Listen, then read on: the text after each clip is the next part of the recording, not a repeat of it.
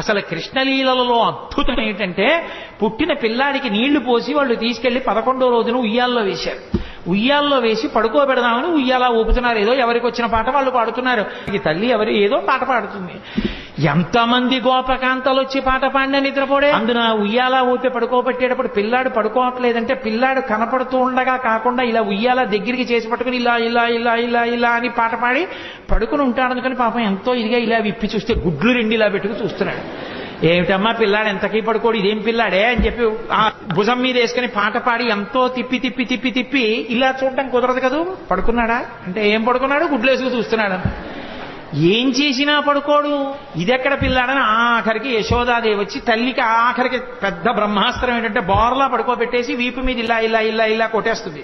ఆ తొడ ఊపుతాను కొడుతోంది.